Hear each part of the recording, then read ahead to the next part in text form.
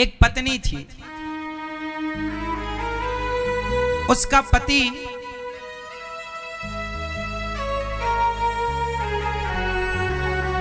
बहुत अच्छा नहीं था, पराई औरतों को देखता रहता था। और ये बात उसकी पत्नी ने भली भांति समझ लिया। भाई आंखों की भाषा भी तो समझ में आती है। जब आप किसी को देखते हैं ना, तो आप समझदार होगा तो देखने से ही पता लगा लेगा कि आप किस नियत के व्यक्ति हैं। केवल आपकी वाणी ही नहीं बोलती, आपका मुंह ही नहीं बोलता, आपके देखने का तरीका भी बोलता है। आपका दृष्टिकोण, आपकी आंखें भी बोलती हैं, पता है ना आपको। बस ये तो समझदार लोग चाहिए समझने के लिए। तो उसकी पत्नी समझ गई कि मेरा पति चरित्रहीन है, परंतु कोई बात नहीं, वो अपने पति की सेवा करती। बड़ी अच्छी नारी थी। पत्नी पति को भोजन कराए, पति की सेवा करे, पति के लिए पूरा ख्याल, सब कुछ। कुछ दिन बाद उसके पति को कोढ़ का रोग हो गया। उसका पाप बहुत था पति का, तो पति को कोढ़ का रोग हो गया। वो कोढ़ ऐसा हुआ कि चमड़ी ना गल गल करके गिरने लगी, मावाद पूरे शरीर में बनती, दुर्गंध आती उसके शरीर से। लेकिन पत्नी जरा भी कोई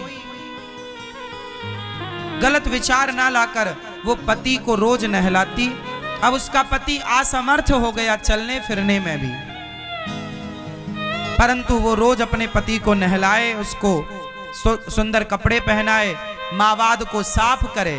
कोई नहीं आता था उसके पास, पूरा गांव मोहल्ला उस गली से नहीं गुजरता था जहां उसका घर था, इतना दुर्गंध था उसके शरीर में। लेकिन वो पत्नी बड़ी पतिव्रता नारी थी, अपने पति की सेवा करती और पति को भोजन करा के भोजन करती। पति के सिवा सपने में भी पराए मर्द का वो कभी चिंतन नहीं करती। श्रेष्ठ पतिव्रता नारी। एक दिन सर्दियों का मौसम था, उसका पति आंगन में बैठा था, सामने से सड़क थी। अब उसका पति बाहर बैठा था, पत्नी अंदर काम कर रही थी कि तभी उस गांव की एक सुंदर वैश्या जो राजा के यहाँ नाचने जाया करती थी, तो वो सुंदर सी वैश्या श्रृंगार करके उसी रास्ते से गुजरी। तो ये जो कोढ़ी आदमी था, इसने उस वैश्या को देखा, वाह कितनी सुंदर है, कितने सुंदर इसके बाल हैं, कितने सुंदर इसके गाल हैं, कितना सुंदर इसका शरीर है। उसने देखा, और जब देखा तो ये उस वैश्या पर लट्टू हो गया। मन मन में कामना कर बैठा कि क्या ये स्त्री मुझे मिलेगी। अब वो सोच ही रहा था कि वैश्या तो चली गई रास्ते से, इसकी पत्नी आई। पत्नी ने देखा कि इसके मन में कुछ चल रहा था, तो पत्नी ने समझ लिया कुछ है। पूछा, स्वामी जी क्या हुआ, आज आप उदास हैं।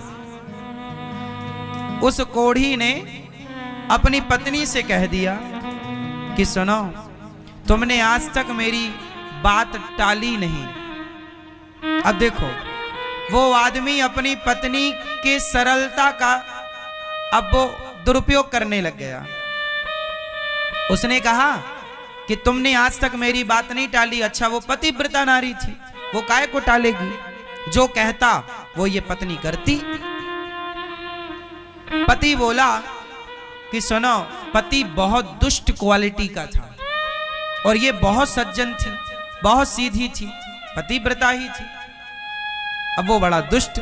उसने कहा कि सुनो, वो जो वैश्या है ना, एक काम करो कि तुम मुझे एक रात के लिए उस वैश्या से मिला दो। कुछ पैसा लेगी तो तुम अपना कुछ जेवर एवर बेच के उसको दे दो, और उसको पैसा ही तो चाहिए, एक बार मेरे पास ले आओ। अब ये बात एक पति अपनी पत्नी से कह रहा है कि मेरा दिल एक वैश्या में आया है। सोचो कि आज का पति बोला होता अपनी पत्नी से, तो वहीं दो चार जमा देती। ले,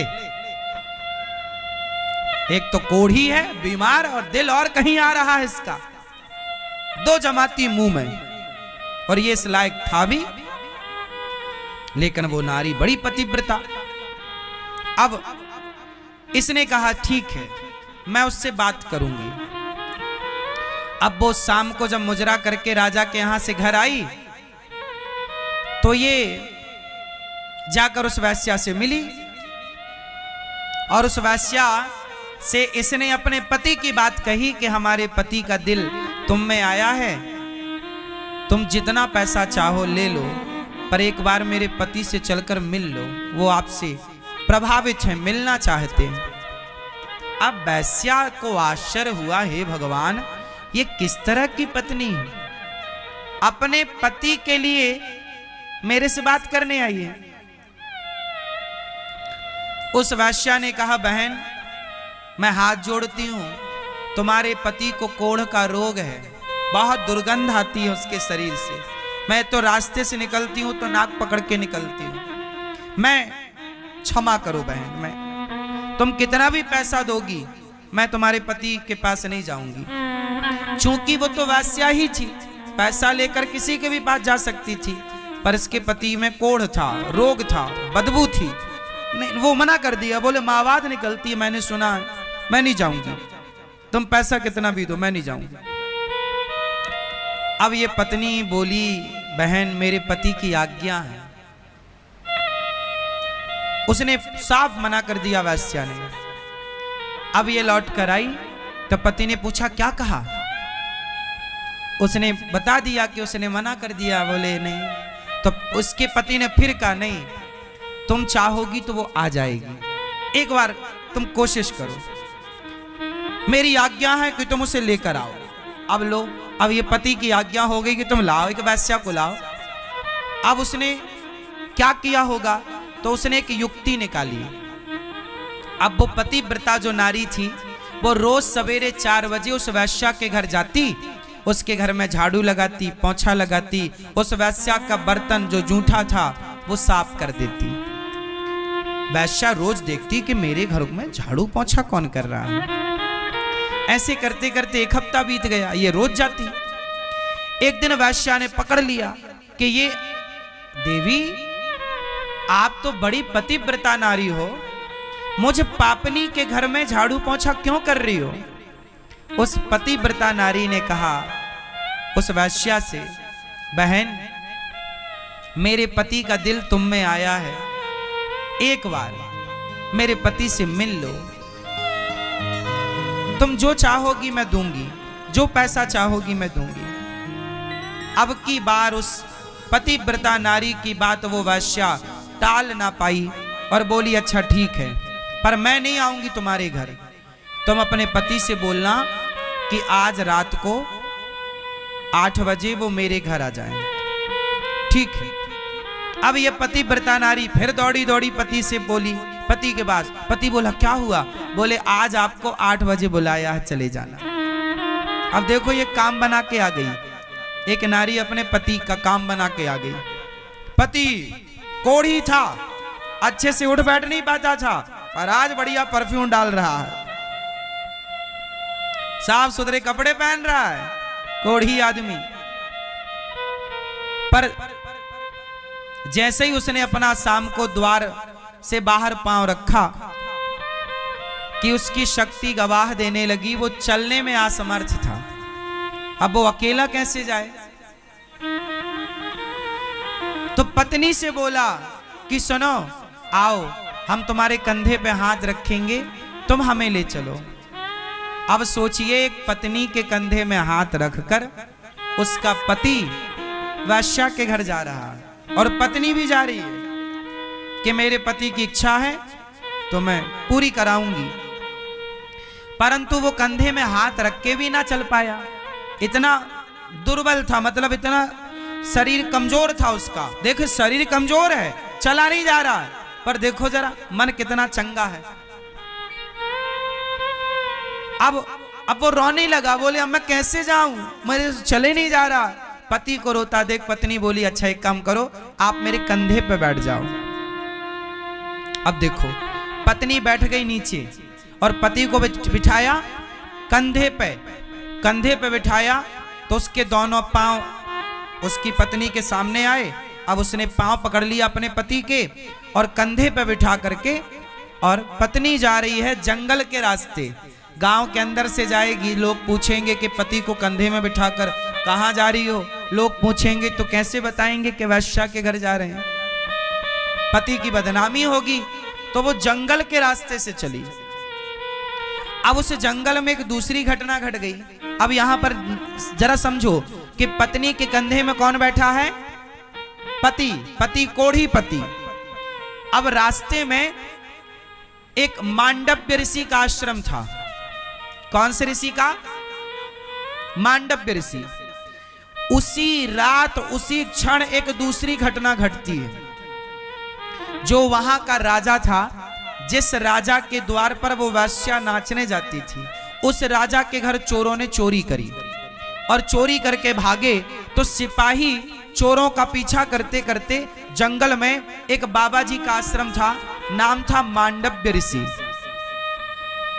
मांडव्य ऋषि के आश्रम में उन चोरों ने राजा का चुराया हुआ धन बाबा की कुटिया में फेंक दिया और चोर वहां से भाग गए। क्योंकि राजा के सिपाही लगे थे, चोरों को लगा पकड़े जाएंगे तो मृत्युदंड होगा, तो बाबा की कुटिया में उन्होंने अपना धन छिपा दिया कि हम बच गए तो बाद में ले जाएंगे। अच्छा, राजा के सिपाही आए और बाबा की कुटिया की तलाशी ली, तो बाबा जी ध्यान लगाए बैठे थे। बाबा जी को कोई पता नहीं कि कौन चोर आया, कौन धन रख के चला गया। बाबा तो ध्यान में थे, पर सिपाहियों ने देखा कि बाबा की कुटिया में धन पाया गया, तो सिपाहियों को लगा ये बाबा ढोंग कर रहा है, ये चोर यही है। राजा के सिपाहियों ने बाबा जी को चोर मान लिया और जो सेनापति था उसने कहा इस बाबा को सूल पर लटकाओ। सूल एक पैना सा लोहे का सूल जमीन में गाड़ा गया और उस सूल पर बाबा जी को बिठाया गया। तो जब बिठाया गया तो वो बड़ा पैना था, नुकीला, वो बाबा जी के नीचे से चुभता हुआ सिर से निकल गया। ये दंड दिया, लेकिन बाबा की समाधि इतनी पक्की थी कि बाबा ऐसे ध्यान में डूबे कि कब उन्हें सूल पर लटकाया गया, कब उन पर चोरी का आरोप लगा, उन्हें पता ही ना चला। और सारे सिपाही लोग जो थे उनको लगा राम राम, ये तो हमने सूल पर लटका दिया, फिर भी बाबा का ध्यान नहीं खुला। वो समझ गए कि बाबा असली है, भाग गए, कहीं बाबा जी श्राप ना दे दे। सिपाही भाग गए और बाबा का पूरा शरीर सूल पर लटका, खून से लथपथ वो जगह। अब सूल नीचे से घुसा हो, सिर से निकला हो, तो वो तो तप के बल पर जिंदा थे। ध्यान ऐसा लगा कि पता ना लगा। अब बाबा जी लटके हैं सूल पर, इस तरफ पांव लटक रहे हैं, हाथ लटक रहे हैं। उसी समय ये पत्नी अपने पति को कंधे पर बिठाकर गुजरी, तो उसी बाबा जी की कुटिया के पास से गुजरी जहां पर बाबा जी सूल पर लटके थे। और अमावस्या की रात्रि थी, अमावस्या में कुछ ज्यादा दिखता नहीं है, तो उस स्त्री को बाबा जी नजर ना आए और बाबा जी लटके थे सूल पर और ये अपने पति को लिए थे कंधे पर। तो इसके पति का सिर बाबा जी के पांव से टकरा गया, क्योंकि सूल ऊपर गड़ा था, लटके थे तो पांव बाबा जी के लटक रहे थे ऊपर से।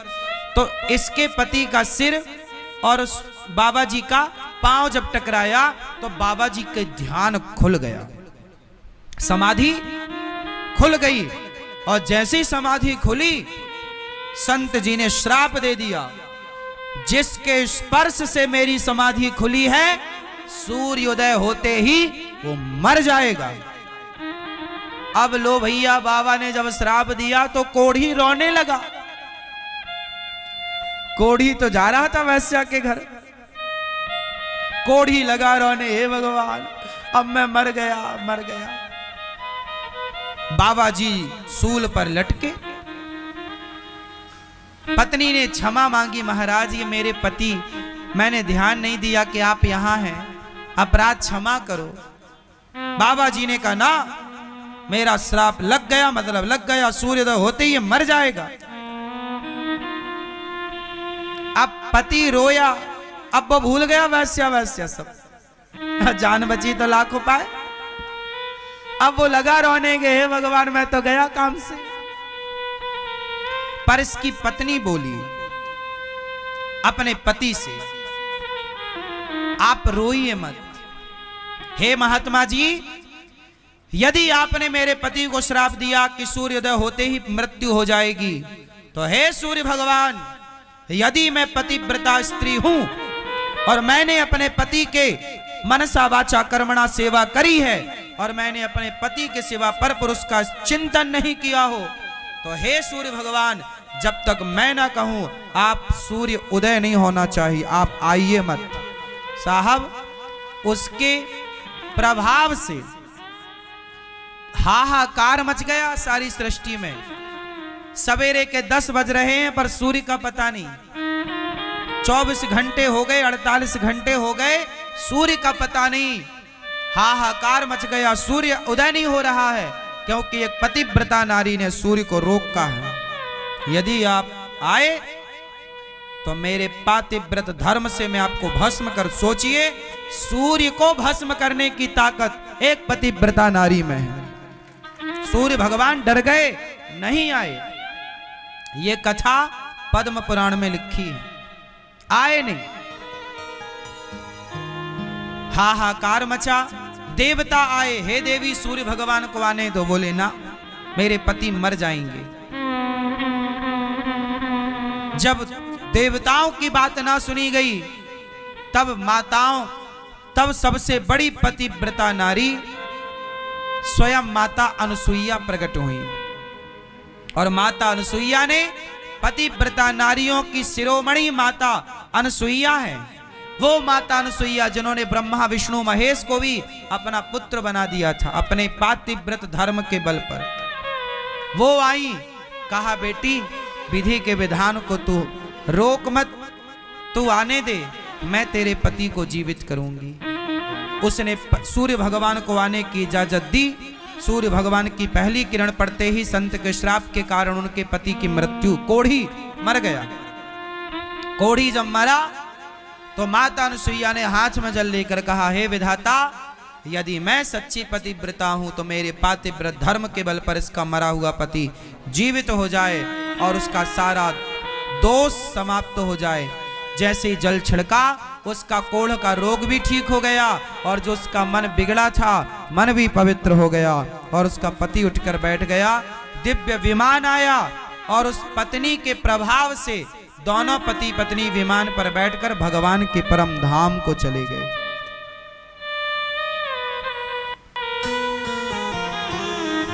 तो एक नारी, आपका पति कैसा भी हो, आपका पति समझाओ उसे, माने तो ठीक, नहीं तो जैसा है।